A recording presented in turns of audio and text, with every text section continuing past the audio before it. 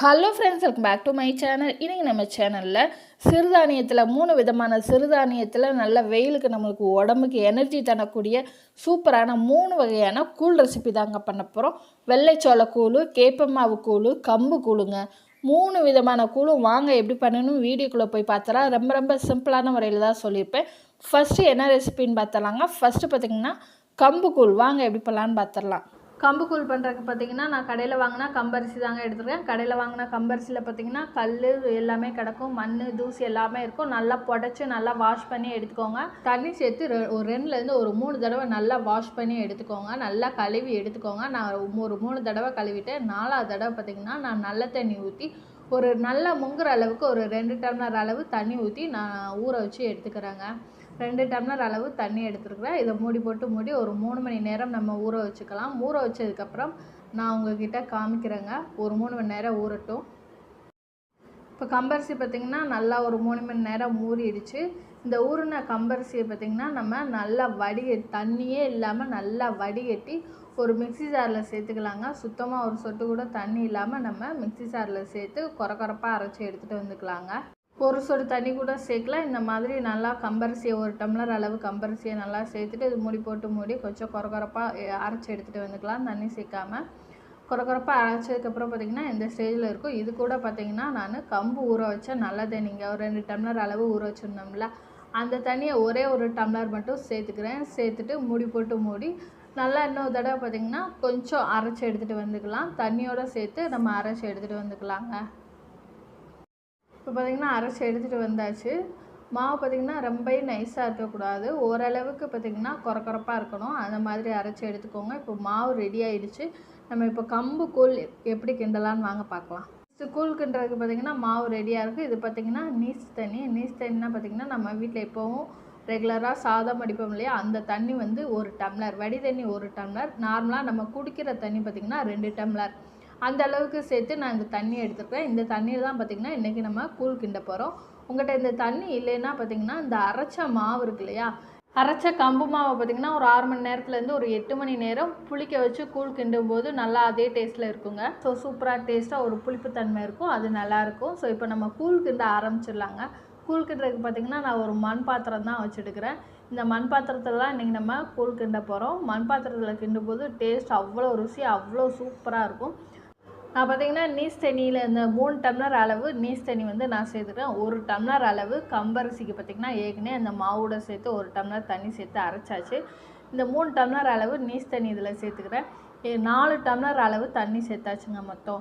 நான் பார்த்திங்கன்னா ஒரு 1:4ன்ற ரேஷியோவில் தண்ணி சேர்த்துருக்கேன். 1 டம்ளர் அளவு கம்பரிசிக்கு பார்த்திங்கன்னா 4 டம்ளர் அளவு தண்ணி சேர்த்துடுக்கிறேன். அந்த ரேஷியோவில் செஞ்சு பாருங்கள், நல்லாயிருக்கும். இதுதான் தண்ணியோட அளவு. நம்ம சேர்த்த பார்த்திங்கன்னா 3 டம்ளர் அளவு தண்ணி நல்லா கொதித்து வந்துருச்சு. அடுப்பை சிம் பண்ணிக்கோங்க, ரொம்ப குறைச்சி வச்சுக்கோங்க. அடுப்பை குறைச்சதுக்கப்புறம் நம்ம அரைச்சி வச்சுருந்தா கம்பரிசி மாவை இதில் சேர்த்து நல்லா மிக்ஸ் பண்ணிக்கலாம். நீங்கள் அடுப்பை கூட்டி வச்சுட்டு மிக்ஸ் பண்ணிங்கன்னா கட்டி விழுந்துடும். அதனால அடுப்பை ரொம்ப கம்மியாக வச்சுட்டு மாவை சேர்த்து நல்லா கிண்டி விட்டுக்கோங்க. அப்போ தான் பார்த்திங்கன்னா கட்டி விழுகாமல் இருக்கும். ஸோ அப்பப்போ கிண்டி விட்டுக்கோங்க. இப்போ பார்த்திங்கன்னா ஒரு 5 நிமிஷம் ஆயிடுச்சு. சேர்க்கும்போது பார்த்திங்கன்னா அந்த கம்பரிசி மாவு நல்லா கலர்ஃபுல்லாக வெள்ளையாக இருந்தது. இப்போ அந்த மாவு கொஞ்சம் வேகவும் குக்காகவும் பார்த்திங்கன்னா கலர் கொஞ்சம் கம்மியாகிடுச்சு. பார்த்தாலே உங்களுக்கு தெரியும். கம்பரிசி வேகிறதுக்கு பார்த்திங்கன்னா ஒரு 10லேருந்து ஒரு 15 நிமிஷம் வரை ஆகும். அது வரைக்கும் பார்த்திங்கன்னா மீடியம் ஃப்ளேம்லேயே வச்சு நல்லா குக் பண்ணிக்கோங்க. கம்புக்கூழ் பாதி அளவு குக் ஆனதுக்கப்புறம் பார்த்திங்கன்னா 1/4 டீஸ்பூன் அளவு உப்பு சேர்த்துக்கலாங்க. நீங்கள் இந்த உப்பு சேர்க்கும்போது அப்படியே சாதம் கம்பரிசி சாப்பாடு சாப்பிட்ற மாதிரி அப்படியே ஒரு கரண்டி தள்ளி வச்சு சாப்பிட்றா நல்லா கட்டியாக நல்லாயிருக்கும். ஸோ உங்களுக்கு இப்போ உப்பு சேர்க்க தேவையில்லை. கரைக்கும் போது உப்பு சேர்த்துக்கலாம், அப்போ கூட உப்பு சேர்த்துக்கலாங்க. இப்போ உப்பு சேர்த்துட்டு நல்லா மிக்ஸ் பண்ணிக்கலாம். மீடியம் ஃப்ளேமில் வச்சு நல்லா குக் பண்ணிக்கலாங்க. ஒரு 15 நிமிஷம் ஆயிடுச்சு. கம்புக்கூழ் பார்த்திங்கன்னா நல்லா குக் ஆகிடுச்சு. இந்த ஸ்டேஜில் அடுப்பில் இருந்து நம்ம கீழே இறக்கிடலாங்க. ஏன்னா மண் பாத்திரம் கனமாக இருக்கும். ஸோ அடுப்பில் அப்படியே வச்சுருந்தோன்னா அடி பிடிச்சிரும். இப்போ மண் பாத்திரம் ஓவர் ஹீட்டாக இருக்கும். ஸோ இறக்குனதுக்கப்புறமும் பார்த்திங்கன்னா ஒரு 5 நிமிஷத்தில் இருந்து நல்லா மிக்ஸ் பண்ணி விட்டுக்கலாங்க. பாத்திரத்தில் இருந்த கூழ வேறு பாத்திரத்தில் மாற்றியாச்சு. ஒரு 10 நிமிஷத்துலேயே பார்த்திங்கன்னா இந்த அளவுக்கு கீழே வந்து பார்த்திங்கன்னா பிடிக்க ஆரம்பிச்சிச்சு, கட்டி சேர ஆரம்பிச்சிச்சு. இது பார்த்திங்கன்னா இன்னும் கொஞ்சம் நேரம் அப்படியே லைட் ஃபுல்லாக விட்டால் ரொம்ப அடி பிடிச்சிடும். அதனால தான் நான் வேறு பாத்திரத்துக்கு மாற்றிட்டேன். இந்த கூழ் அப்படியே இன்னும் விட்டுற வேண்டியதாக. இன்னும் காலையில் நம்ம ஓப்பன் பண்ணி பார்த்து கரைச்சி எடுத்துக்கலாங்க கம்பு கூழை. இப்போ காலையில் பார்த்திங்கன்னா ஒரு 7 மணி ஆயிடுச்சு. ஒரு 7 மணிக்கெலாம் ஓப்பன் பண்ணி பார்த்திங்கன்னா கம்புக்குள்ளே நம்ம கரைச்சி எடுத்துக்கலாம். ஆடை படிஞ்சிருந்தால் ஆடை எடுத்துருங்க. ஸோ எனக்கு அவ்வளோவா ஆடை இல்லை. ஒரு கரண்டி வச்சு நான் எடுத்துக்கிறேங்க. இந்த மாதிரி கரண்டி வச்சு எடுத்து நீங்கள் அப்படியே கம்பு சோறு மாதிரி கூட நல்லா சாப்பிட்லாங்க. இந்த மாதிரி குழிக்கரணி மாதிரி எடுத்து நம்ம தட்டில் வச்சு மீன் குழம்பு ஊற்றி சாப்பிட்டா அவ்வளோ ஒரு டேஸ்ட்டாக இருக்குங்க. இது மாதிரி கம்பு சோறும் சாப்பிட்லாங்க. இப்போ கம்புக்கூழ் பார்த்திங்கன்னா நம்ம தேவையான அளவு தாங்க எடுத்து கரைக்க போகிறோம். ஸோ கைப்பட்டுச்சுன்னா கெட்டு போயிடும். அதுக்காண்டி பார்த்திங்கன்னா தேவையான அளவு தான் எடுக்க போகிறோம். இந்த 1 டம்ளர் அளவு கம்பரிசிக்கு பார்த்திங்கன்னா 4 செம்பு அளவு கூழ் இருந்ததுங்க. ஸோ 2 பேர் தாராளமாக சாப்பிட்ற அளவுக்கு இருந்தது. ஸோ தேவையான அளவு நான் கொஞ்சமாக எடுத்துக்கிட்டேன். கொஞ்சமாக தண்ணி சேர்த்துக்கிறேங்க. தண்ணி சேர்த்துட்டு ஏற்கனவே உப்பு சேர்த்துருக்குறோம். ஸோ கரைச்சிட்டு தேவைப்பட்டால் உப்பு சேர்த்துக்கலாம். இப்போ கொஞ்சம் தயிர் சேர்த்துக்கலாங்க. தயிர் சேர்த்துட்டு கைட்டே பார்த்திங்கன்னா நல்லா பிசைஞ்சு எடுத்துக்கலாம். கரண்டிகிட்ட பிசைஞ்சால் கட்டி கட்டியாக இருக்கும். ஸோ கைட்டை பிசையும் போது நல்லா கட்டி இல்லாமல் சாப்பிட்றதுக்கு டேஸ்ட்டாகவும் ஸ்மூத்தியாகவும் இருக்கும். ஸோ கைட்டே நல்லா நம்ம பிசைஞ்சு எடுத்துக்கலாங்க. எந்த அளவுக்கு உங்களுக்கு தண்ணி தேவையோ அந்த அளவுக்கு தண்ணி சேர்த்து நான் தண்ணியாக கரைக்கிறதுனால கரைச்சிக்கலாங்க. கட்டியாக கரைச்சி சாப்பிட்றதுனாலும் சாப்பிட்டுக்கலாம். அவ்வளோதான், நல்லா கரைச்சாச்சு. இப்போ ஒரு செம்பில் நம்ம சர்வ் பண்ணிக்கலாங்க. செம்பில் ஊற்றி அப்படியே நம்ம குடிக்க ஆரம்பிச்சிடலாம். அவ்வளோதான், கம்புக்கூழ் ரெடி ஆயிடுச்சுங்க. இந்த கம்புக்கூழுக்கு சைடிஷாக பார்த்திங்கன்னா நான் வறுத்த கருவாடு, மிதுக்க வத்தல், பொடியாக கட் பண்ண வெங்காயம், சின்ன வெங்காயம் இதாங்க சைடிஷாக எடுத்துருந்தேன். இந்த கம்புக்கூழுக்கு கருவாடை எந்த கூழுக்குமே சரி, ராகி கூழுக்குமே சரி, கருவாடை விட வேறு சைடிஷ் இருக்கவே முடியாது. கட் பண்ண சின்ன வெங்காயத்தை கம்புக்கூழுக்குள்ளே போட்டு அவ்வளோதாங்க நம்ம குடிக்க ஆரம்பிச்சிடலாம். சம்மர் ஸ்பெஷல் கூழ் நம்மளுக்கு சூப்பராக நல்ல சைடிஷோட செம்ம சைடிஷோட ரெடி ஆயிடுச்சுங்க. ரெண்டாவதாக இன்றைக்கி நம்ம வெள்ளைச்சோளத்தில் தான் கூழ் செய்ய போகிறோம். ரொம்ப ரொம்ப சிம்பிளாக தான் இருக்கும். இதை நம்ம சோளச்சோறு, வெள்ளைச்சோளம் உருண்டை சோறாக கூட நம்ம சாப்பிட்டுக்கலாம். கூழாக கூட நம்ம கரைச்சி குடிச்சிக்கலாங்க. வாங்க எப்படி பண்ணணும்னு பார்த்துடலாம். இந்த வெள்ளைச்சோளம் பார்த்திங்கன்னா நல்லா புடச்சி கல் இல்லாமல் க்ளீன் பண்ணி 1 கப் அளவு எடுத்துருக்கேன். இதில் ஒரு 3லேருந்து ஒரு 4 தடவை பார்த்திங்கன்னா தண்ணி ஊற்றி நல்லா கழுவி எடுத்துக்கலாம். நல்லா கழுவி எடுத்ததுக்கப்புறம் நல்ல தண்ணி ஊற்றி ஒரு மணி நேரத்துலேருந்து ஒரு 2 மணி நேரம் ஊற வச்சாலே போதும். இப்போ நம்ம ஊற வச்சு எடுத்துக்கலாம். அதுக்குள்ளே நம்ம ப்ராடக்ட் பற்றி பார்த்துட்டு வந்துட்டாங்க. 33 சிறுதானியங்கள் சேர்த்து சத்து மாவு ஹெல்த் மிக்ஸ் ரெடி பண்ணி கொடுத்துக்கிட்டு இருக்கோம். மில்லட் ஆட்டா மாவு சப்பாத்தி ரெடி பண்ணி கொடுத்துக்கிட்டு இருக்கோம். வேணுன்றவங்க ஸ்க்ரீனில் தெரியுத வாட்ஸ்அப் நம்பருக்கு ஹாய் மெசேஜ் அனுங்க, நான் டீட்டெயில் எல்லாமே சென்ட் பண்ணுறேன். இப்போ பார்த்திங்கன்னா நல்லா 1 மணி நேரம் ஊறிடுச்சு, 2 மணி நேரம் ஊறிடுச்சுங்க. இப்போ தண்ணியை மட்டும் நம்ம ஃபில்டர் பண்ணிவிட்டு எடுத்துகிட்டு வந்துக்கலாம். தண்ணியை மட்டும் நல்லா வடிச்சிட்டு எடுத்துகிட்டு வந்துக்கலாம். இதில் பார்த்திங்கன்னா வெள்ளைச்சோளத்தில் கொஞ்சம் ஈரமாக சொதன்னு இருக்கும். இப்படியே மிக்ஸி ஜாரில் போட்டு நம்ம அரைக்கக்கூடாது. தண்ணி வடிகட்டினதுக்கப்புறம் கொஞ்சம் தண்ணி இருக்கும், அப்படியே மூடி போட்டு மூடிட்டிங்கன்னா கொஞ்சம் தண்ணி இருக்கும். அந்த தண்ணியை பார்த்திங்கன்னா இந்த வெள்ளைச்சோளம் நல்லா உறிஞ்சி ஒரு 1/2 மணி நேரத்தில் பார்த்திங்கன்னா இந்த மாதிரி ட்ரை ஆகிடும். இந்த ட்ரையான நல்லா உலர்ந்த வெள்ளைச்சோளத்தை நம்ம மிக்ஸர் ஜாரில் சேர்த்துட்டு கொரப்பாக அரைச்சி எடுத்துகிட்டு வந்துக்கலாங்க. தண்ணி எதுவுமே சேர்க்காமல் நல்ல மாவு பார்த்திங்கன்னா உதிரியாக இருக்கணும். கொஞ்சம் கொரப்பாக 80% அளவுக்கு இந்த மாதிரி கொஞ்சம் நெருன்னு அரைச்சி எடுத்துகிட்டு வந்துக்கலாங்க. இப்போ நெருன்னு அரைச்சி எடுத்துகிட்டு வந்த வெள்ளைச்சோள மாவை நம்ம அளந்து எடுத்துக்கலாம். ஏன்னா ஊறி இருக்கும். மாவு பார்த்திங்கன்னா டபுள் மடங்கு ஆகிருக்கும். 1 கப் அளவு மாவு சேர்த்துருந்தோம். இப்போ பார்த்திங்கன்னா கரெக்டாக 2 கப் அளவு மாவு இருக்குது. அதுக்கு தக்கன பார்த்திங்கன்னா நம்ம தண்ணி வைக்கணும். ஏன்னா அரைச்சி எடுத்துகிட்டு வந்ததுக்கப்புறம் ஒரு தடவை அளந்துக்கோங்க. நல்லா பொலன்னு பார்த்திங்கன்னா மாவு இந்த அளவுக்கு உதிரியாக இருக்கணும். இதில் நீங்கள் தண்ணி சேர்த்துக்கலாம். 2 கப் அளவு மாவுக்கு 6 கப் அளவு தண்ணி சேர்த்து டைரெக்டாக அப்படியே நம்ம கட்டி விழுகாத மாதிரி அப்படியே கிண்டிக்கலாம். ஆனால் நான் பார்த்திங்கன்னா தண்ணி காய வச்சு அதுக்கப்புறம் நம்ம ரெடி பண்ண மாவை சேர்த்துக்கிறேன். 2 கப் அளவு மாவுக்கு பார்த்திங்கன்னா நான் 6 கப் அளவு தண்ணி சேர்த்துக்குவேன். அப்போ தான் வெள்ளைச்சோளம் நல்லா வேகணும். அதனால் 1:3ன்ற ரேஷியோவில் பார்த்திங்கன்னா 6 கப் அளவு தண்ணி சேர்த்துருக்குறேன்.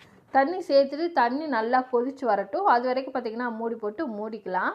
நல்லா கொதித்து வந்ததுக்கப்புறம் கொதித்து வர ஸ்டேஜ் ஆகிடுச்சு. இதில் 1/2 டீஸ்பூன் பார்த்திங்கன்னா உப்பு உங்கள் சுவைக்கேற்ப உப்பும் சேர்த்துட்டு இன்னும் நல்லா கொதித்து வரட்டும். உப்பு நல்லா கரைஞ்சி வரும்.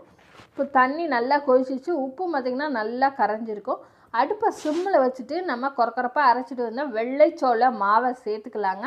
அடுப்பை சிம்மில் வச்சுட்டுக்கோங்க. ஹை ஃப்ளேமில் வச்சுட்டு நீங்கள் சேர்க்கும்போது பார்த்திங்கன்னா மாவு கட்டி விழுக ஆரம்பிச்சிடும். சிம்மில் வச்சுட்டு கரண்டி எதுவும் போடாமல் ஒரு 5 நிமிஷம் வேக விட்டு எடுத்துட்டிங்கன்னா போதுங்க. கட்டி இல்லாமல் பார்த்திங்கன்னா நம்மளுக்கு இந்த அளவுக்கு பார்த்திங்கன்னா வெந்து வந்துடும். இந்த வெள்ளைச்சோளம் வேகிறதுக்கு 15லேருந்து ஒரு 20 நிமிஷம் ஆகும். நல்லா குக் பண்ணிவிட்டு ஈர தண்ணியில் கையை நனைச்சிட்டு தொட்டு பார்த்திங்கன்னா கையில் ஒட்டாமல் இருந்துச்சுன்னா மாவு வெந்துருச்சுன்னு அர்த்தம். வெந்த மாவை கீழே அடுப்புலேருந்து இறக்கி வச்சுட்டு ஒரு 5 நிமிஷம் வரைக்கும் கிண்டி விட்டுக்கோங்க. ஏன்னா மண் பாத்திரம் அடிக்க கனமாக இருக்கும். ஏன்னா அடிப்பிடிக்க ஆரம்பிச்சிடும். 5 நிமிஷம் வரைக்கும் கிண்டி விட்டு மூடி போட்டு நைட் ஃபுல்லாக விட்டுட்டு காலையில் பார்த்திங்கன்னா ஓப்பன் பண்ணிக்கலாம். ஒரு கரண்டி வச்சு நம்ம அப்படியே பார்த்திங்கன்னா எடுத்து சோளச்சோறு மாதிரி கூட நம்ம சாப்பிட்லாம். கூழ் கரைச்சி கூட சாப்பிட்டுக்கலாங்க.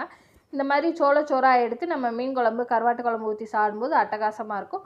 இப்போ கூழ் கரைச்சிக்கலாம். நம்ம வெந்த மாவை பார்த்திங்கன்னா குழிக்கரண்டியில் எடுத்து தேவையான அளவு தண்ணி சேர்த்துட்டு தயிர் சின்ன வெங்காயம் சேர்த்து நல்லா கலந்து விட்டுட்டு தேவையான அளவு உப்பு சேர்த்துக்கோங்க. நம்ம சோளச்சோறில் உப்பு சேர்த்துருக்கோம். தண்ணி சேர்க்கும்போது கொஞ்சம் உப்பு தேவைப்படும். கைட்டே பார்த்திங்கன்னா நல்லா கலந்து விட்டுக்கோங்க. நல்லா கரைச்சிட்டு ஒரு சொம்பில் ஊற்றி குடிச்சிங்கன்னா போதும்.